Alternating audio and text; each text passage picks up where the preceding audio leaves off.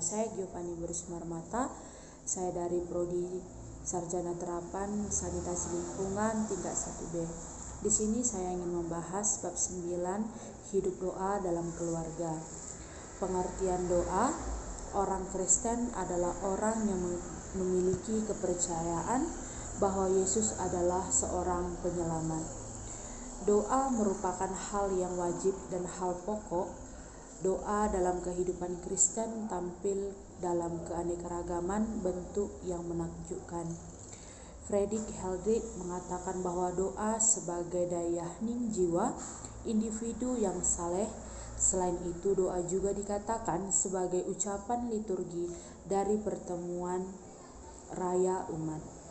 Secara etimologi, doa adalah istilah yang berasal dari bahasa Arab, yaitu duo, yang berarti permohonan.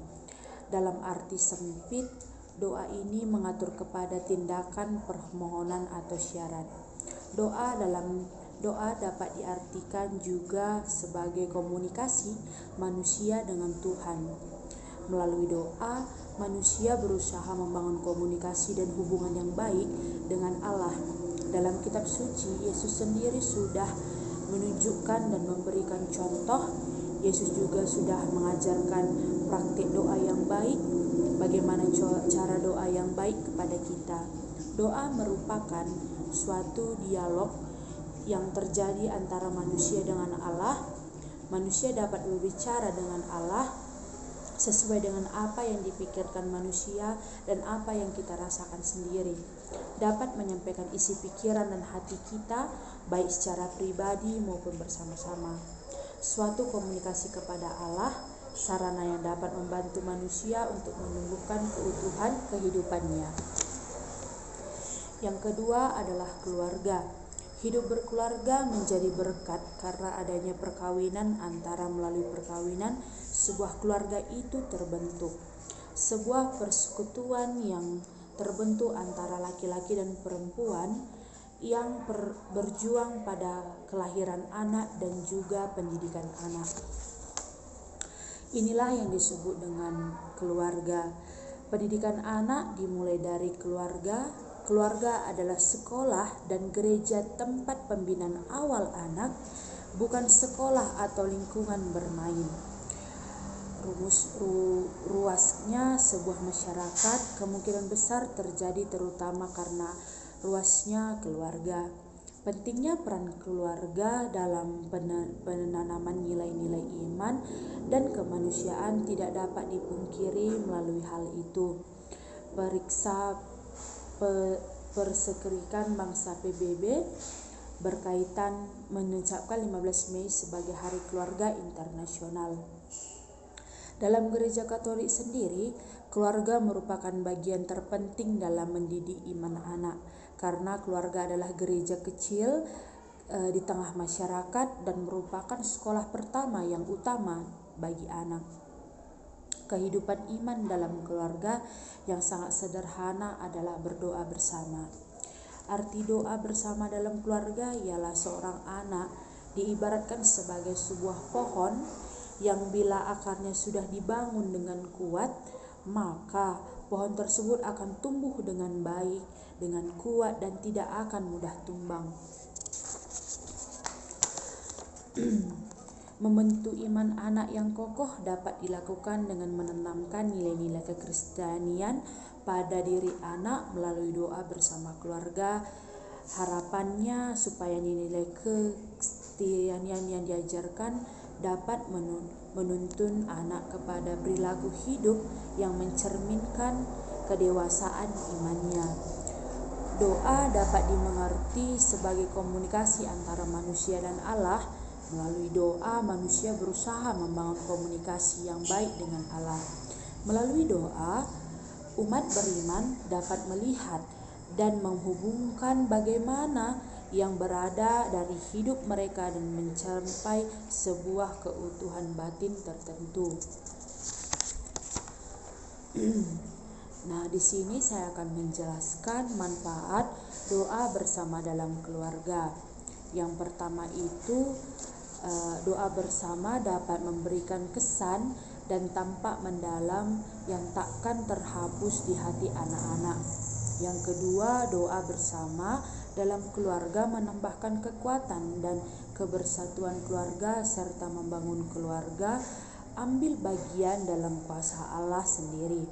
Yang ketiga, itu sumber dukungan yang kuat bagi anggota keluarga dan menghadapi segala tantangan dan kesulitan dalam kehidupan sehari-hari. Yang keempat, saling memberi dukungan, perhatian, pengertian, dan empati antara anggota keluarga. Yang kelima, keluarga menjadi dasar yang penting untuk keharmonisan dalam kebersamaan dalam rumah tangga. Nah, di sini saya akan membagi sedikit pengalaman saya. Sewaktu saya kecil juga orang tua saya mengajarkan saya berdoa, bagaimana doa dasar-dasar yang pada umumnya diberikan kepada anak-anak kecil. Memang betul dari keluargalah didikan yang awal didikan yang baik sampai sekarang, puji Tuhan saya sudah mulai bagus berdoa, atau ibaratkan vocabulary-nya itu lebih baik. Saya juga mendapatkan bimbingan atau hal-hal mengenai doa yang dikembangkan kembali melalui gereja sewaktu saya asmika dan sewaktu saya SMP, SMA, bahkan sampai perkuliahan kali ini. Baik, materi selanjutnya yaitu tujuan utama doa adalah untuk membawa seorang ke dalam kuasa keintian, di mana seorang mengenal Kristus dan intim dan membawanya ke dalam hubungan dengan Tuhan. Di sini juga saya akan menjelaskan 10 manfaat doa bersama dalam keluarga. Yang pertama, membuat keluarga lebih bersyukur kepada Tuhan. Yang kedua, doa bisa membawa semua orang anggota keluarga mengalami pertumbuhan rohani, saling berbagi tentang masalah, keadaan dan juga kebutuhan untuk didoakan bersama-sama. Yang ketiga, doa membangun ikatan yang kuat antara keluarga dan Tuhan. Yang keempat, doa bersama keluarga memanfaatkan kesehatan semakin rendah tinggi stres yang dialami oleh keluarga. Yang kelima, seseorang menjadi mudah mengampuni, saling mendoakan satu sama lain bisa membuat kita menjadi pribadi yang lebih murah hati dan mudah mengampuni orang lain. Dan yang keenam, bila bisa menyatukan perbedaan. Yang ketujuh, doa mengajarkan anak untuk lebih percaya atau mencari Tuhan. Yang ke-8, doa menjadi hidup berfokus kepada iman kepada Tuhan. Yang ke-9, doa memampukan keluarga mengadopsi cara pandang Tuhan, mengutamakan Tuhan sebagai yang pertama dari sepanjang waktu yang ada. Yang ke-10 yaitu menjadi warisan kekal saat keluarga memuji Tuhan atas doa yang terjawab. Keluarga akan terus melakukan kebiasaan ini. Materi selanjutnya yaitu isi doa bersama dalam keluarga. Peran dalam penghayatan iman, misalnya membaca kitab suci dalam lingkungan keluarga, disertakan sekedar penjelasan sesuatu dengan kemampuan orang tua maupun anak. Doa Katolik adalah permohonan untuk diselamatkan. Tanpa doa sikap ini atau tanpa kepercayaan orang akan sukar berdoa. Doa Katolik adalah penyampaian iman kepada penyerahan diri secara total kepada Allah yang menyapa dan bertindak demi kepentingan manusia. Mendoakan keluarga yang sedang sakit, merayakan ulang tahun, menghadapi peristiwa penting yaitu seperti ujian. Saat ini kita mengadakan UTS dan hal-hal yang lainnya. Adapun bentuk-bentuk doa yang dapat dilakukan keluarga Kristiani dalam waktu dan tempat yang bersama. Yang pertama itu hal sederhana adalah doa sebelum dan sesudah makan. Pengalaman hidup, doa atau relasi dengan Allah harus ditanamkan sejak dini dalam diri anak. Misalnya doa sebelum makan dan sesudah makan, sebelum tidur gitu. Yang kedua, doa malam keluarga, kesempatan yang dipakai keluarga untuk bersama-sama menghadapi Tuhan dalam doa adalah doa malam keluarga. Dan yang ketiga adalah devosi dalam keluarga. Devosi adalah kebaktian khusus yang menunjukkan sikap hati di mana seorang mengarahkan diri kepada seorang atau sesuatu yang ditunjukkan tinggi dan diciptakan. Yang itu materi selanjutnya, peran doa bersama dalam keluarga. Doa membawa kita dalam pengalaman akan Allah. Doa adalah jembatan kita untuk berkomunikasi dengan Allah. Tanpa doa kita tidak akan bisa berkomunikasi dengannya. Maka doa berarti sebuah relasi yang sangat dalam antara Allah dengan manusia. Untuk menentukan keluarga kepada Tuhan dan menyerahkan relasi keluarga dengan Tuhan, dalam kesadaran berrelasi dengan Tuhan, di situ akan mendorong kita untuk melakukan perintah Tuhan. Hubungan materi selanjutnya itu hubungan antara doa bersama dalam keluarga. Dalam Ibrahim 11 ayat 1 sampai 3 menyatakan bahwa iman adalah dasar dari segala sesuatu yang kita harapkan dan bukti dari segala sesuatu yang tidak akan kita lihat.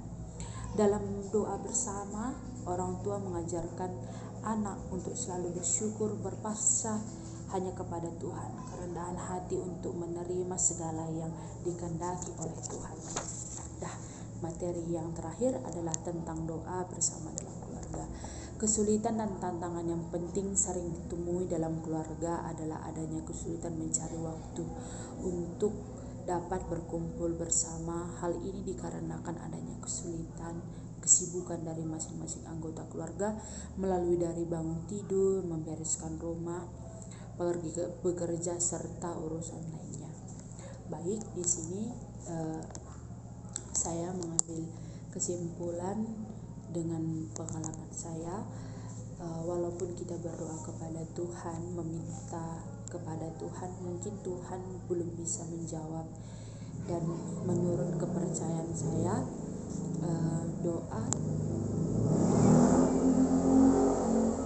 doa memiliki 3 jawaban, yaitu iya, tidak, dan tunggu. Jadi mungkin di saat kita meminta kepada Tuhan, kita belum merasakan atau belum mendapat jawaban dari Tuhan. Mungkin Tuhan memberikan waktu kepada kita, atau mungkin itu belum yang terbaik. Pasti Tuhan akan menggantikan waktu yang terbaik kepada kita. Dan dari materi ini juga saya mendapatkan pelajaran bahwasanya dalam sehari mungkin kita akan bisa membagi waktu untuk berdoa kepada Tuhan, meminta, terutama mengucap syukur atas apa yang diberikan Tuhan kepada kita. Mungkin sekian dari paparan materi saya. Terima kasih dan shalom.